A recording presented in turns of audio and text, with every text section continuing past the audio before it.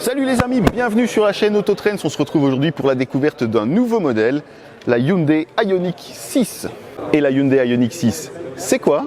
Eh bien, c'est le nouveau modèle électrifié de Hyundai, le deuxième de sa nouvelle famille de véhicules électriques baptisé Ioniq. Cette Ioniq 6 reprend la même plateforme que la Ioniq 5, donc la plateforme dédiée exclusivement à l'électrification, mais elle est beaucoup plus longue puisque dans cette configuration, eh bien, elle atteint 4,86 mètres de longueur. Et puis surtout, regardez cette ligne là où l'Ioniq 5 était quelque chose d'assez massif, était un crossover quelque part assez imposant. On a ici vraiment tout à fait l'inverse. Cette Ioniq 6 prend complètement le contre-pied puisqu'on a ici affaire à une berline qui est vraiment ultra profilée vers l'arrière. C'est vraiment l'aérodynamisme qui a dicté entièrement le design de cette voiture. Et à la clé, eh bien, ça nous procure un CX, donc un coefficient de pénétration dans l'air. C'est comme ça qu'on mesure l'aérodynamisme d'une voiture de 0,21 seulement. Et ça, c'est vraiment exceptionnel pour une voiture, qu'elle soit électrique ou non. Et l'autre point caractéristique de ce design, c'est la longueur de l'empattement. Regardez l'espace qu'il y a entre les roues avant et les roues arrière. On est à 2,950 m, presque 3 mètres entre les roues. Et ça promet de libérer beaucoup d'espace à l'intérieur, notamment pour les passagers arrière.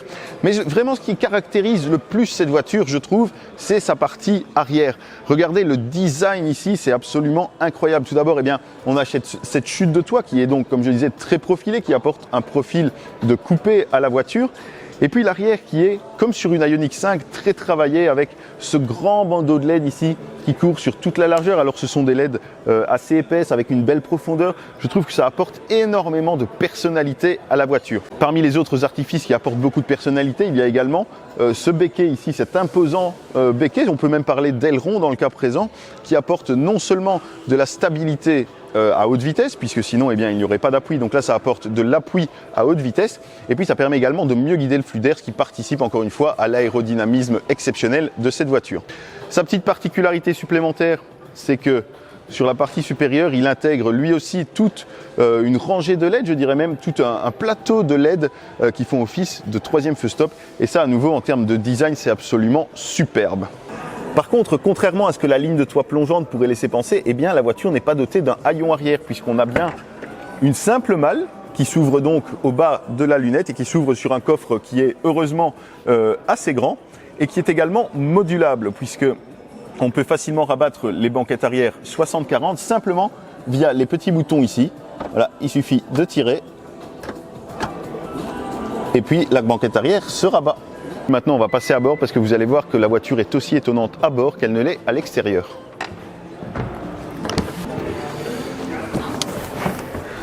Comme l'empattement le promettait, on a vraiment énormément de place à bord. Regardez un peu, le siège avant ici est réglé en configuration comme pour moi, comme si j'étais assis au volant, donc avec mon 1,80 m. Et regardez l'espace que j'ai ici aux jambes, c'est absolument dingue. Et ça aura au moins un gros avantage, c'est que vu que la ligne de toit est très plongeante, eh bien la garde de toit peut paraître un petit peu limitée, surtout pour les plus grands.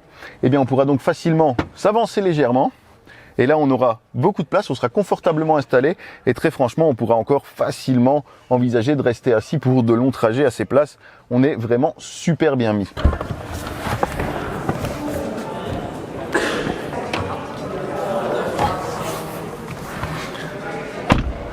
L'habitacle est évidemment dans la tendance actuelle, c'est-à-dire à l'épuration. Maintenant, il est quand même un petit peu plus fourni, un petit peu plus complet que celui de l'Ioniq 5. On retrouve notamment des commandes directes pour la climatisation, pour les différentes fonctions du système multimédia. Donc on a des raccourcis pour accéder directement à la navigation, aux médias, pour régler le volume, etc. sans avoir à passer par l'écran. Moi ça j'aime plutôt bien. J'aime bien également cette console centrale ici qui repasse entre les passagers. Ça apporte un côté presque sportif à cet habitacle puisque ça rappelle les voitures de sport avec un tunnel de transmission centrale. Et puis on y trouve même toutes les commandes de lève-vitres, c'est-à-dire que plutôt que d'avoir des lève-vitres sur chacune des portières, eh bien toutes les commandes de lève-vitres sont regroupées ici au centre et ça permettra d'utiliser moins de composants et donc d'alléger légèrement le poids de la voiture. Mais bien entendu, les deux pièces maîtresses de cet habitacle sont les deux écrans de 12,3 pouces qu'on retrouve donc pour le multimédia, qui est bien entendu un multimédia connecté de dernière génération comme on le retrouve sur les dernières Hyundai, donc où on pourra régler absolument tous les paramètres de la voiture. Et puis on aura bien entendu un menu EV qui permettra donc de surveiller la consommation, etc. Face au conducteur, on aura donc ce second écran de 12,3 pouces pour l'instrumentation, pour le tableau de bord. Là encore avec un affichage personnalisable où on pourra choisir les informations qu'on souhaite voir s'afficher, où on pourra également afficher la navigation, etc. On retrouve bien sûr ici ce gros levier de vitesse qui est également identique à celui de l'Ioniq 5. Donc il a un petit côté rétro comme ça que j'aime assez bien, il est assez soigné. Donc où on doit tourner ici la petite molette pour passer en marche avant ou en marche arrière, et puis la fonction parking qui est ici sur le bout du commodo. On pourra également choisir différents modes de conduite directement au volant via le bouton Drive Mode ici. On aura donc 3 modes de conduite, un mode éco, un mode normal et un mode sport. Et puis vous l'aurez sans doute remarqué, l'une des caractéristiques du modèle que nous avons aujourd'hui en démonstration est d'être doté de caméras à la place des rétroviseurs, des caméras qui renvoient leur image ici de chaque côté du tableau de bord.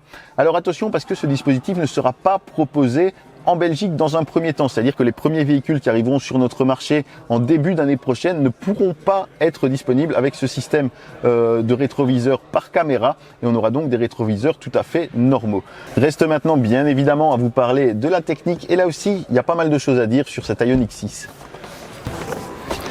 Cet Ioniq 6 sera proposé en 3 versions. On aura tout d'abord 2 versions propulsion de 151 et 228 chevaux. Et puis on aura tout en haut de la gamme une version à 4 roues motrices de 325 chevaux. Alors la première version sera dotée d'une batterie de 53 kWh. Les deux plus grandes d'une batterie de 77 kWh. Et ça, comme je le disais tout à l'heure, c'est l'un des bienfaits de l'aérodynamisme exceptionnel de cette voiture, c'est son autonomie. Puisque sur la version la plus autonome, donc la version à simple moteur avec la grosse batterie et les jantes de 18 pouces, parce qu'il a également des jantes de 20 pouces, mais les jantes ont toute leur importance ici, puisque avec les jantes de 18 pouces, eh bien on atteindra une autonomie exceptionnelle de 614 km. Et ça, c'est absolument dingue. Et comme le dit Hyundai, eh bien ça devrait permettre de supprimer l'anxiété de l'autonomie que beaucoup de personnes reprochent encore à la voiture électrique. Et puis l'autre avantage de l'architecture de Hyundai, eh bien c'est bien sûr son installation électrique en 800 volts. Et ça procure un autre énorme avantage à cet Ioniq 6, c'est que sur une borne de 350 kW, eh bien elle peut recharger de 10 à 80% en 18 minutes seulement. Et ça, c'est tout à fait exceptionnel. Et donc en plus d'avoir une grande autonomie, eh bien on a une capacité de charge très rapide. Ce sera la voiture absolument parfaite pour les longs trajets. Voilà, vous savez tout ou presque. N'hésitez pas à consulter notre site internet, nos sites internet pour en savoir encore plus sur cet Ioniq 6. N'oubliez pas de vous abonner à notre page Facebook, à notre Instagram pour être tenu au courant de tous nos essais, pour avoir toute l'actualité automobile chaque jour. Et puis quant à moi, je vous dis à la semaine prochaine pour une nouvelle vidéo. Salut!